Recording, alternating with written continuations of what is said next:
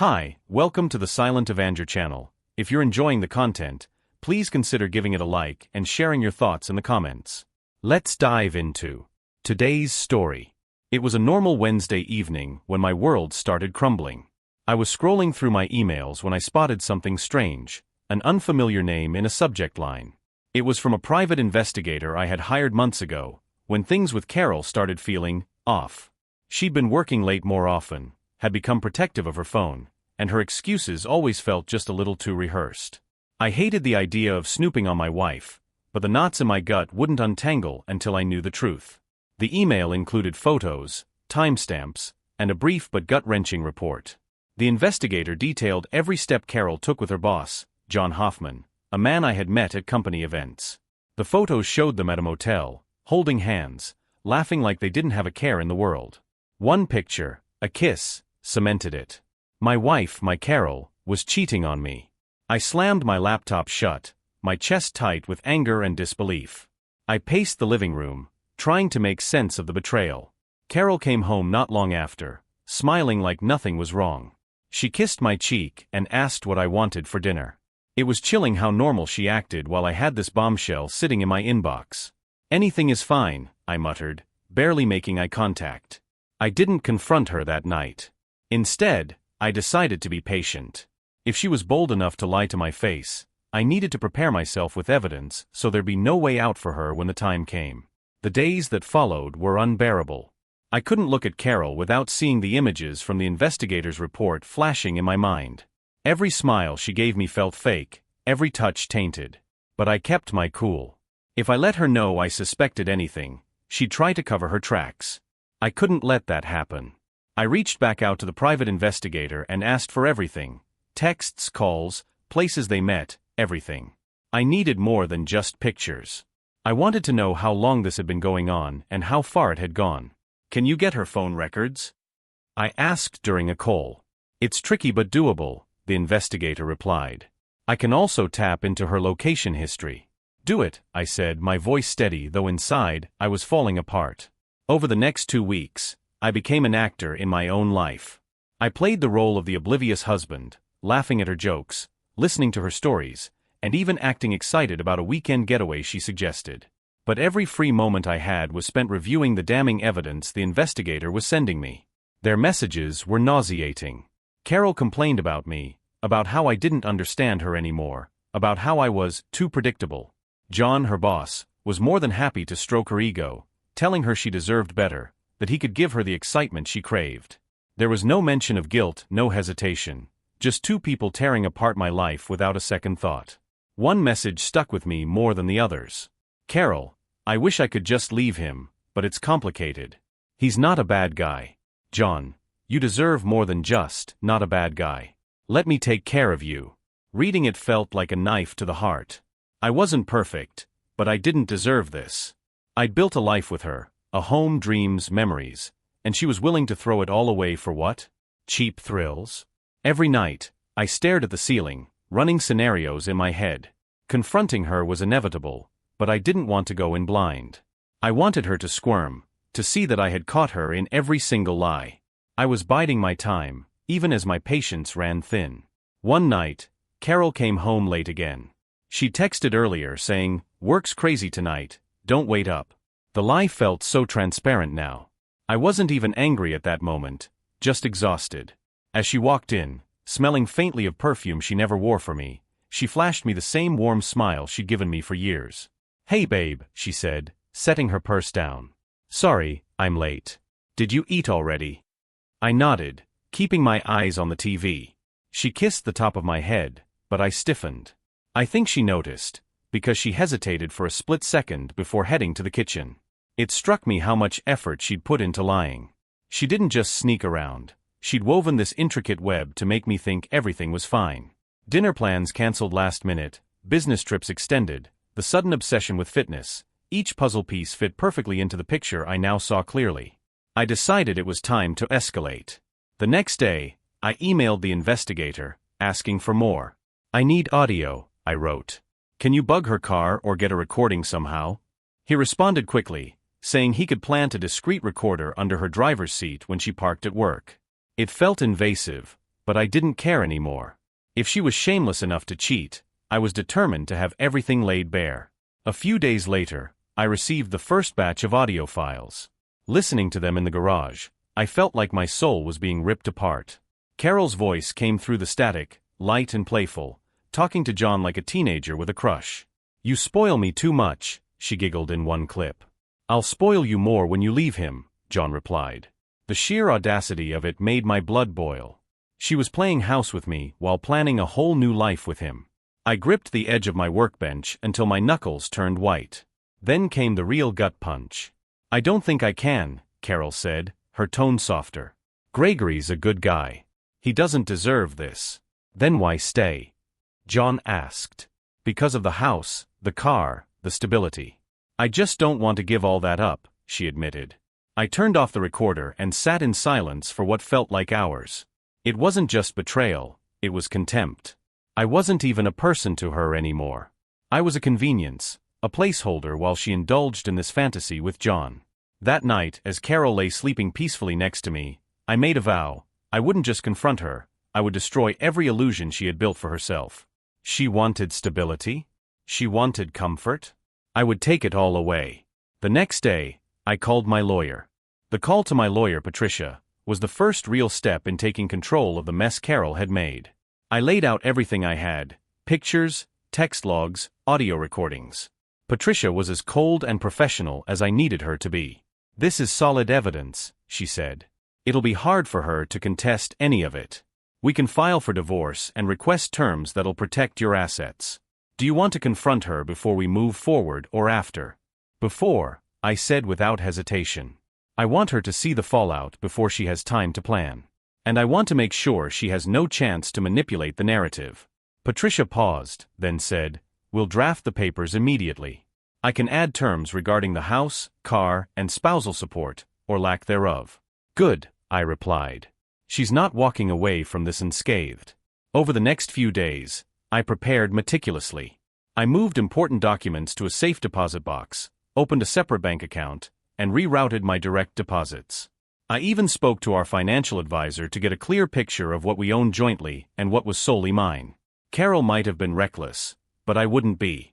I also made arrangements for what would come after. I contacted her HR department anonymously to ensure they'd know about her affair with her boss. Most companies don't look kindly on relationships like that, especially when they cross power dynamics. If John Hoffman thought he was untouchable, he was about to find out otherwise. Then there was the matter of her living arrangements. The irony was almost poetic. The motel where she and John had their little rendezvous was seedy and cheap, far beneath the life she enjoyed in our suburban home. I spoke with the owner and rented a room there under her name, paying for the first month in advance. Finally, I called my investigator one last time. "I need one more thing," I told him. "What's that?" "Can you plant a camera in the motel room next time they meet? I want her to see herself the way I've had to." It was a risky move, but he agreed.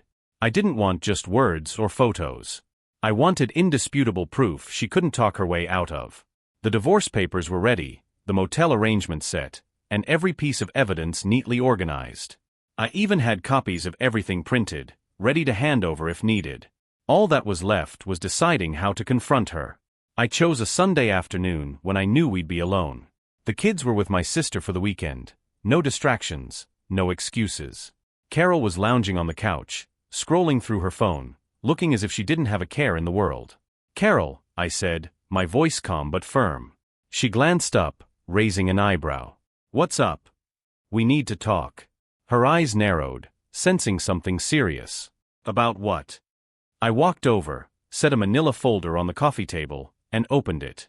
The photos were right on top, clear, high-resolution shots of her and John at the motel. Her expression shifted from confusion to panic in seconds. "What the hell is this?" she stammered, her face draining of color. "It's everything," I said. "Your lies, your betrayal, your little fantasy life with John. It's all here." She froze, then laughed nervously. "You're being ridiculous. Those are out of context."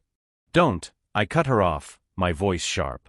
"Don't insult me by pretending this isn't what it is. I have texts, calls, audio. I even know the room number at the motel. Should I keep going?" Her mouth opened, then closed. She knew there was no way out. "You spied on me," she finally managed, trying to sound indignant. "I found the truth," I replied. "Something you should have given me, but you didn't." Carol's face twisted with anger, then something closer to desperation. "It was a mistake, Gregory. I didn't mean for it to go this far. I love you, I swear.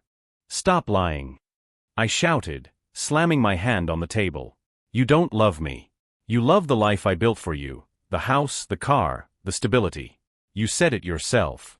Her face crumpled, and she began to cry, but I felt nothing. The tears weren't for me. They were for herself, for the comfort and security she knew she was about to lose. I pulled the divorce papers from the folder and slid them across the table. "Sign these," I said coldly. "You'll find that I've been generous enough to let you keep the bare minimum." "What about the house?" she asked, her voice shaking. "It's mine," I replied. "And so is the car. You'll find a key to a motel room in that envelope. I suggest you start packing." Her sobs grew louder, but I didn't care.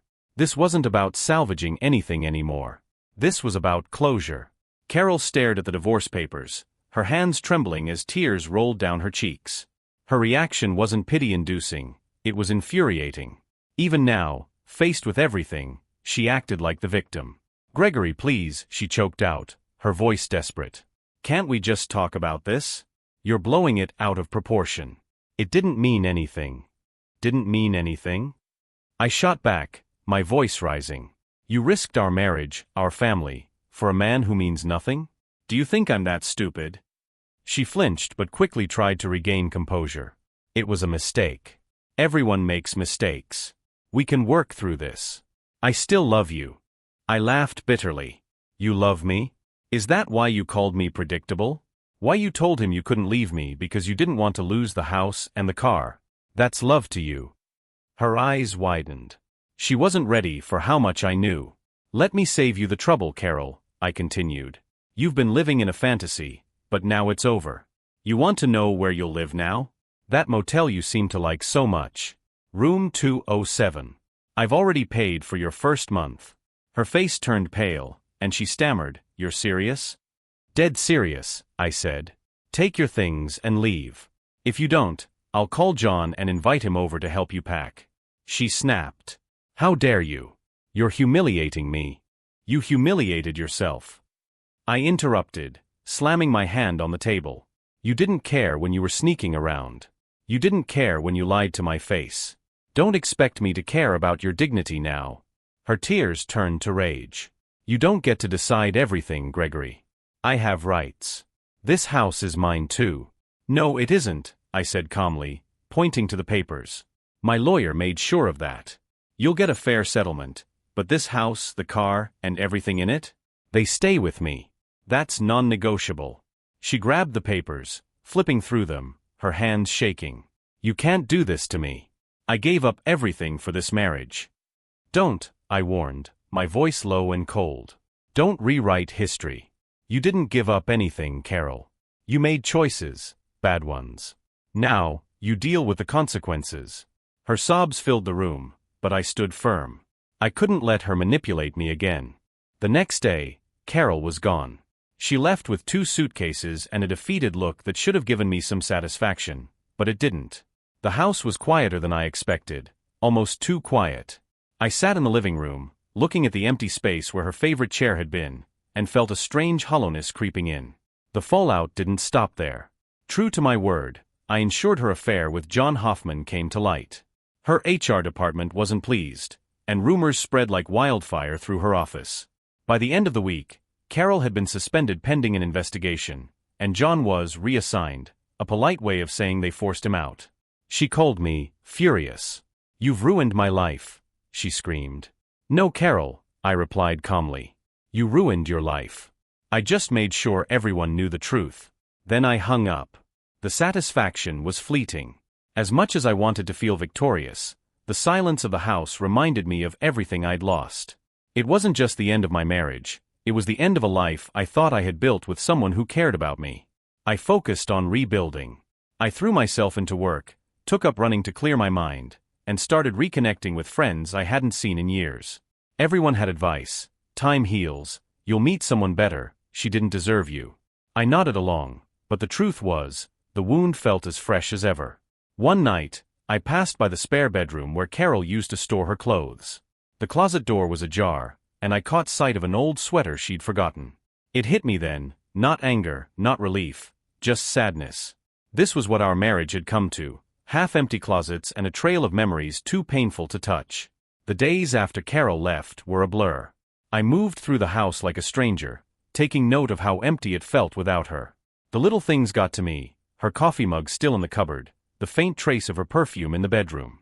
It was like the ghost of our life together lingered, refusing to let me forget. I busied myself with tasks to avoid spiraling. First, I had the locks changed. It wasn't that I thought Carol would come back, but I needed the house to feel like mine again, not a place we had shared. I packed up the rest of her things and dropped them off at the motel. Seeing her name on the registry made my stomach churn, but I left the boxes at the front desk and walked away without a word. Work became my refuge. My colleagues knew something was wrong but didn't press. "If you need time off, just say the word," my manager offered, her tone kind but professional. "I'm fine," I lied. "Work helps." At night, though, it was harder to escape. I'd sit in the living room, a drink in hand, staring at the photos on the mantel. Most of them were of the kids, smiling faces from vacations and holidays, but a few were of me and Carol. I couldn't bring myself to take them down, even though they felt like a mockery now. One evening, my sister called. She had taken the kids for the weekend during the confrontation and had been keeping them until I felt ready to explain. "Gregory, you can't avoid this forever," she said gently. "They need to know what's going on." "I know," I said, sighing. "I'll bring them home tomorrow." The next day, I picked up the kids. They were full of questions before we even pulled out of my sister's driveway. "Where's Mom?" my youngest asked. "Why didn't she come to get us?" my older child added, his tone cautious. I gripped the steering wheel tightly, my heart pounding. "Mom and I are going through something right now," I said carefully. "She's staying somewhere else for a little while." "Did you have a fight?" I hesitated. "Something like that. But it's not your fault, okay? We both love you very much, and that's never going to change." The kids went quiet, processing my words. When we got home, they seemed relieved to be back in familiar surroundings, but they kept glancing at the front door, as if expecting Carol to walk in any minute. At bedtime, my oldest surprised me. "Dad," he said, standing in his doorway, "is Mom coming back?" I knelt down so we were eye to eye. "I don't know," I admitted. "But whatever happens, we'll figure it out together." He nodded, tears welling up in his eyes. I hugged him tightly, my heart breaking all over again. A few weeks later, Carol called. It was late, and her voice sounded tired, almost defeated. "Gregory," she began, "I want to see the kids." My first instinct was to hang up, but I forced myself to stay calm. "That's something we'll have to discuss with the lawyers," I said. "Please," she said, her voice cracking. "I miss them." "You should have thought about that before," I replied, the bitterness slipping out despite my best efforts. There was a long pause.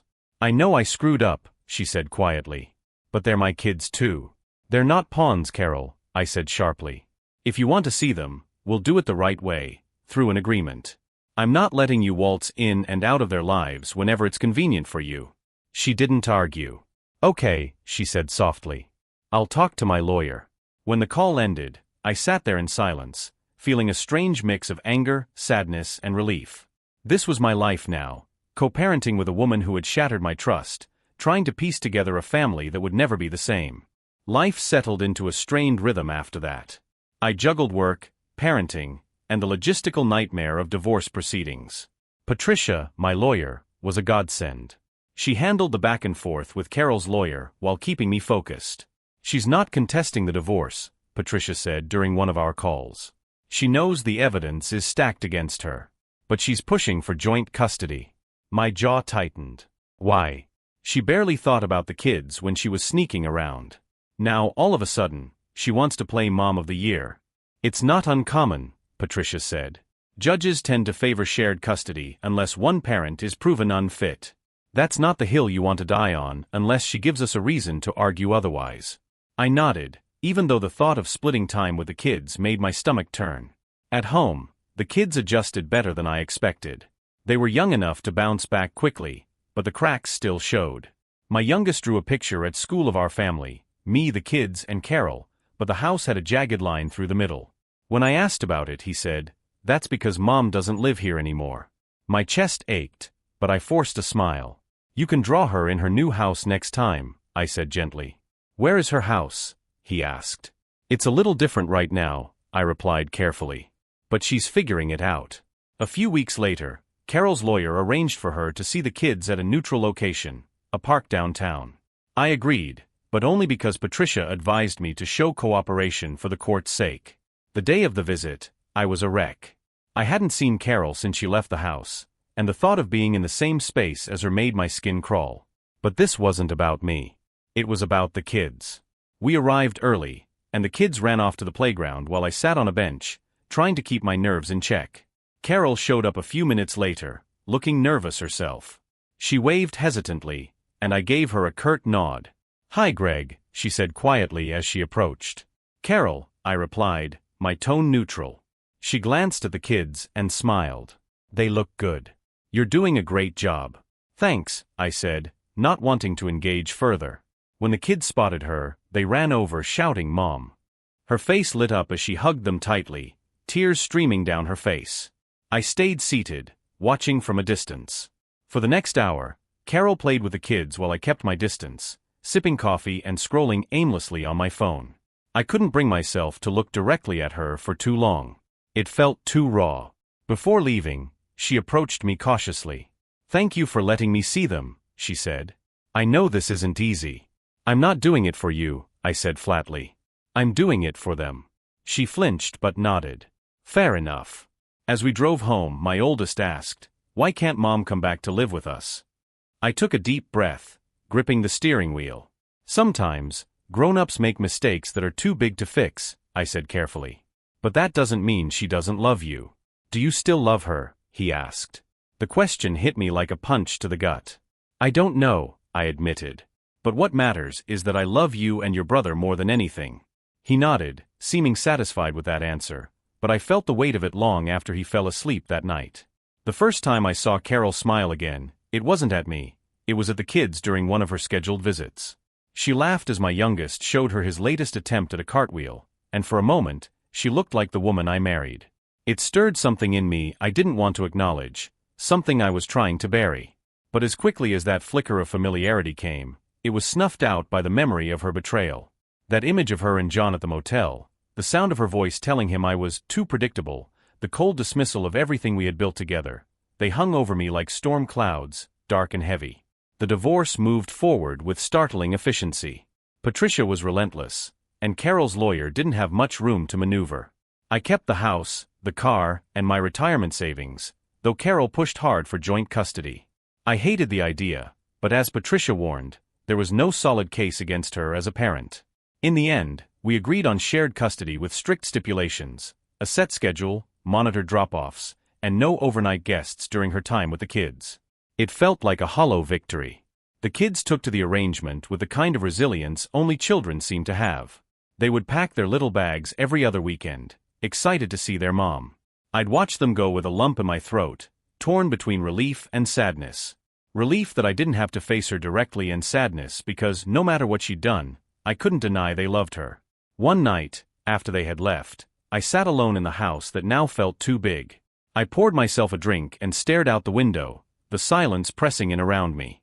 For the first time since this whole mess began, I allowed myself to feel everything: anger, betrayal, grief, and that aching loneliness that came from knowing the person I thought would stand by me forever had turned her back on me. I couldn't sleep that night. I lay awake, staring at the ceiling, wondering if I would ever feel whole again. My mind wandered back to the early days of our marriage, the nights we stayed up late talking, the vacations where we felt like the only two people in the world, the way her laugh used to light up a room. It was like mourning someone who was still alive. But then I remembered the lies, the texts, the motel. I remembered the way she cried, not because she was sorry for what she'd done, but because she was losing the life I had built for her. That memory grounded me, reminding me why I couldn't let myself fall into the trap of nostalgia. The days turned into weeks, and gradually, I found ways to fill the empty spaces in my life. I started running every morning, the physical exhaustion a welcome distraction from the mental weight. I reconnected with old friends, People I had drifted away from during the years I'd poured everything into my marriage. And I started therapy, a move I never thought I'd make but one that began to chip away at the walls I'd built around myself. Every so often, I'd run into people who knew about the divorce. The small-town gossip mill had done its job, and there were always questions, always those pitying looks. "You're better off without her," they'd say, "or you deserve so much better." I'd nod and thank them, even though their words did little to ease the ache. It wasn't just about deserving better, it was about rebuilding a life I hadn't planned to live. Carol and I kept things cordial for the sake of the kids, but every interaction felt like walking on broken glass. She'd occasionally try to bridge the gap, making small talk during drop-offs or texting updates about the boys. I kept my responses polite but distant. There was no going back, and I wasn't about to give her the satisfaction of thinking otherwise. One evening, after the kids had gone to bed, my oldest surprised me by asking if I still loved their mom. It was the kind of question I had dreaded but knew was inevitable. I paused, choosing my words carefully. "I'll always care about your mom because she gave me you and your brother," I said finally.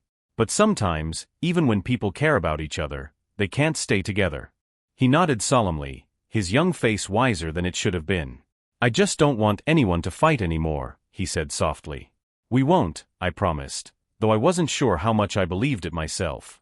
That night, I sat by the window with a drink in hand, staring out into the darkness. The silence of the house was no longer suffocating, but it wasn't comforting either. It was just there, like a scar that would never quite fade. The next day, I went for my usual run, the rhythmic pounding of my feet on the pavement grounding me in a way nothing else could. For the first time in weeks, I felt a small glimmer of something I hadn't experienced in a long time: hope. It wasn't much, just a flicker, but it was enough to keep me moving forward. Hope, however faint, was a strange thing. It didn't rush in like a flood, it trickled in, slowly carving its way through the bitterness and grief that had consumed me.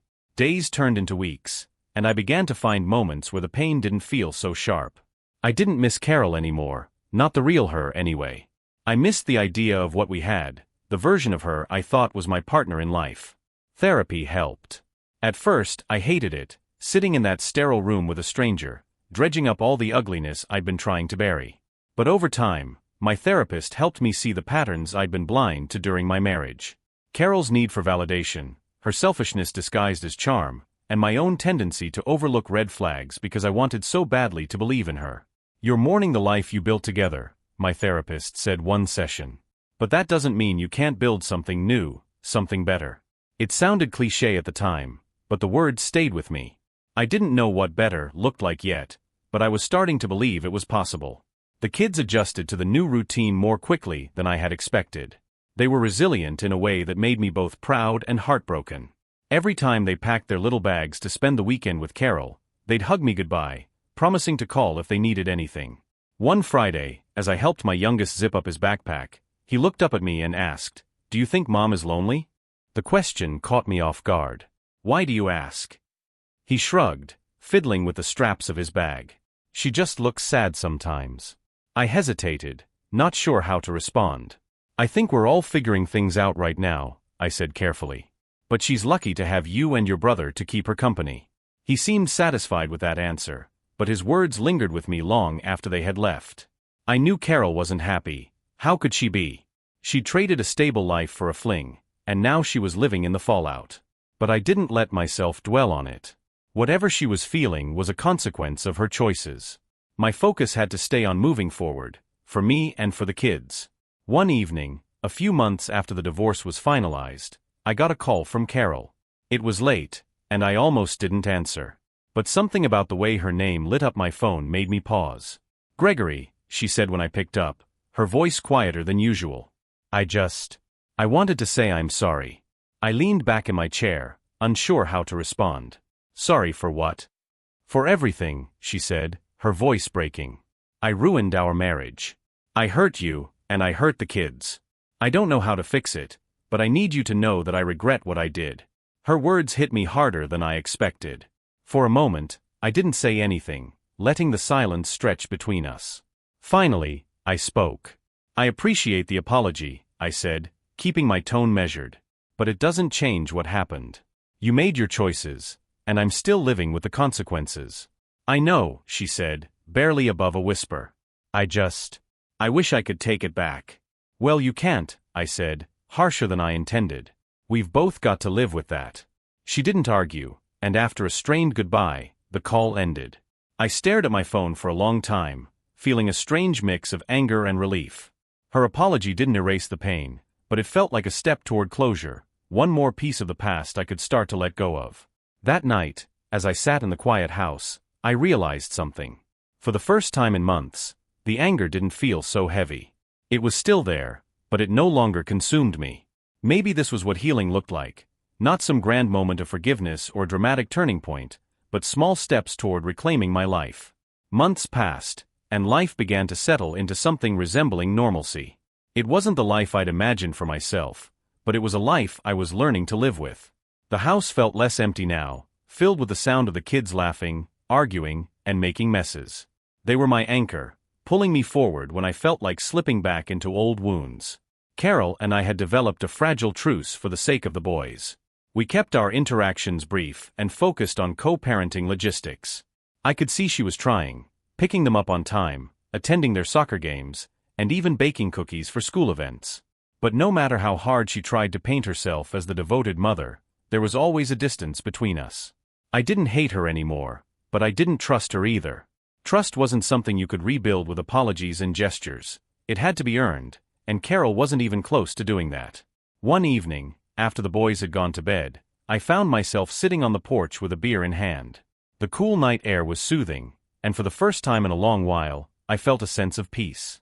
My phone buzzed, and I glanced down to see a message from an old friend, David, someone I hadn't spoken to in years. "Hey Greg. Heard about what happened. Just wanted to check in. Let me know if you ever want to grab a drink or catch up."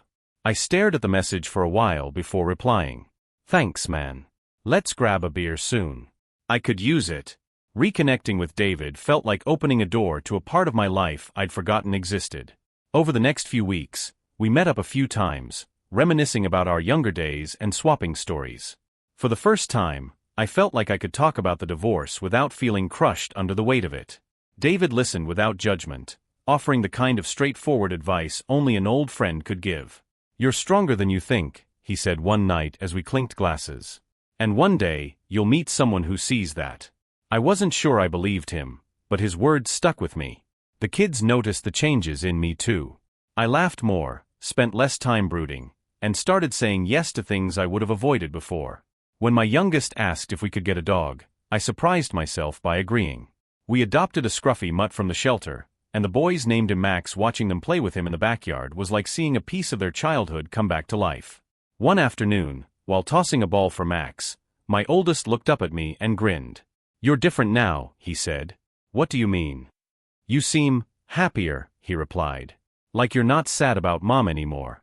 His observation caught me off guard, but he wasn't wrong. I wasn't over what had happened. I wasn't sure I ever would be, but I wasn't drowning in it anymore. As the seasons changed, so did I. I started dating again, cautiously at first. My friends teased me, calling it dipping a toe back in the water, but that's exactly what it felt like. I wasn't looking for anything serious, just companionship, someone to share a meal or a conversation with. There were awkward dates and mismatched connections, but there were also moments of genuine laughter and warmth. It was strange, rediscovering parts of myself I hadn't used in years. One evening, I found myself on a quiet dinner date with a woman named Claire. She was smart, funny, and refreshingly straightforward. We talked about everything from work to favorite movies, and for the first time in a long time, I felt a spark. At the end of the night, as we said goodbye, she smiled and said, "You're a good guy, Gregory. I can tell you've been through a lot, but it hasn't made you bitter. That's rare." Her words stayed with me long after she left. The next morning, as I made breakfast for the boys, my youngest looked up from his cereal and said, "Dad, are you going to marry Claire?" I nearly dropped the frying pan. "Whoa, buddy, it's way too early for that kind of talk," I said, laughing. He shrugged, unconvinced. "She makes you smile." I didn't have an answer for that, but deep down, I knew he wasn't wrong. Life wasn't perfect, but it was mine. Piece by piece, I was rebuilding, not just surviving but living again. Carol's betrayal had shattered me, but it hadn't destroyed me. I wasn't the same man I was before. It was a hard truth to accept, but it was also a freeing one. I'd been broken, but now, I was finding a way to put myself back together. And for the first time in what felt like forever, I felt like I might actually be whole again someday. Weeks turned into months, and the rhythm of my new life began to feel natural. The house, once a painful reminder of what had been lost, started to feel like home again. Little by little, I made changes, repainting the walls, rearranging furniture, even planting a small garden in the backyard with the boys. They loved getting their hands dirty, and it became our weekend ritual, pulling weeds and watching our little patch of flowers and vegetables grow. Carol was still in the picture, but only as much as necessary. She kept to the custody schedule, and the boys seemed happy to spend time with her, though they always came back full of stories about how much she missed them or how lonely she seemed. I'd nod and listen, keeping my thoughts to myself. I didn't wish her ill anymore, but I couldn't let myself care too much either. That door was closed. One evening, I was scrolling through my phone when I came across a notification for an alumni event from my old college. I almost dismissed it, but something about the idea intrigued me. It had been years since I'd gone to anything like that. I reached out to David to see if he wanted to go with me, and he jumped at the chance. "You're actually thinking about getting out of the house for something that isn't work or the kids?" "Count me in," he said, laughing. The event was a casual gathering at a local bar, filled with faces I hadn't seen in over a decade. At first, it was overwhelming, so many people, so many memories, but as the night went on, I found myself enjoying it. Toward the end of the evening, as I was catching up with an old classmate, I noticed Claire walk in. She wasn't part of my alumni group, but it turned out she was meeting a friend there. Our eyes met, and she smiled, making her way over. "Small world," she said, holding up her drink. "Seems like it," I replied, smiling back. We spent the rest of the night talking, ignoring the rest of the crowd. By the time we left, it felt like something had shifted, not just between us, but in me. Over the next few weeks, Claire and I grew closer. She was patient, understanding, and refreshingly honest, everything Carol hadn't been. For the first time in a long time, I felt like I could let my guard down. The boys liked her too, though I was careful not to rush anything. We kept our time together separate from my time with them, at least in the beginning. But eventually, it felt right to introduce her, and she fit seamlessly into our little world. One afternoon, while Claire was helping my youngest build a Lego spaceship, my oldest pulled me aside. "She's really nice," he said, his voice quiet. "She is," I agreed. "Do you think you'll marry her?" he asked, his eyes serious. I knelt down to meet his gaze. "I don't know, buddy," I said honestly. "But I like her a lot. And more importantly, she makes all of us happy." He nodded, satisfied. Carol, of course, wasn't thrilled when she found out about Claire. She didn't say much at first, but her icy demeanor during drop-offs made her feelings clear. One evening, after the boys had gone to bed, she called me. "So you're really moving on," she said, her tone clipped. "Yeah," I replied simply. She was silent for a moment before saying, "I guess I didn't think you would. Not this quickly, anyway." "It's been over a year, Carol," I said, keeping my tone even. "What did you expect?" "I don't know," she admitted. "I guess I just thought. I thought I'd have more time to fix things." I sighed, leaning back in my chair. "You had your chance, Carol. You made your choices, and now we're here. I'm not going to apologize for finding happiness." Her silence was heavy, and when she finally spoke, her voice was soft. "I'm glad the boys have someone like her in their life. Just, don't forget about me." I didn't respond, and after a moment, she ended the call. Life with Claire felt different, simpler, lighter. She wasn't trying to fill the void Carol had left. She was carving out her own space, one moment at a time. And for the first time in years, I wasn't looking back. For a while, it felt like I had finally found solid ground. The boys were thriving, Claire and I were happy, and the routines of life had settled into something peaceful. But the past has a way of rearing its head when you least expect it. One Friday afternoon, as I was leaving work, I got a call from Carol. It wasn't unusual for her to call about the kids, but something in her voice was different. "Gregory," she began hesitantly, "can we meet? I need to talk to you." I frowned, already bracing for whatever was coming. "Is this about the boys?" "No," she said quickly. It's personal." I almost said no, but something stopped me. Maybe it was curiosity, or maybe it was a lingering sense of obligation. Either way, I agreed to meet her at a coffee shop downtown. When I arrived, she was already there, sitting by the window with her hands wrapped around a steaming cup. She looked nervous, her eyes darting to the door as I approached. "Thanks for coming," she said quietly as I sat down. "What's this about, Carol?" I asked, keeping my tone neutral. She took a deep breath, her hands trembling slightly. "I just wanted to apologize again," she said. "For everything. I know I've said it before, but I need you to know how sorry I am." I leaned back in my chair, folding my arms. "You didn't call me here just to apologize. What's going on?" Her eyes filled with tears, and she looked down at her coffee. "I've been struggling," she admitted. "Since the divorce, I've been trying to put my life back together, but it's harder than I thought. I don't know how to move on." I sighed, torn between frustration and sympathy. "Carol, you made your choices. I can't fix this for you." "I'm not asking you to," she said quickly, her voice breaking. I wanted to tell you that I'm proud of you. For moving on, for being a good father to the boys. You're stronger than I ever gave you credit for." Her words caught me off guard, and for a moment, I didn't know what to say. Finally, I nodded.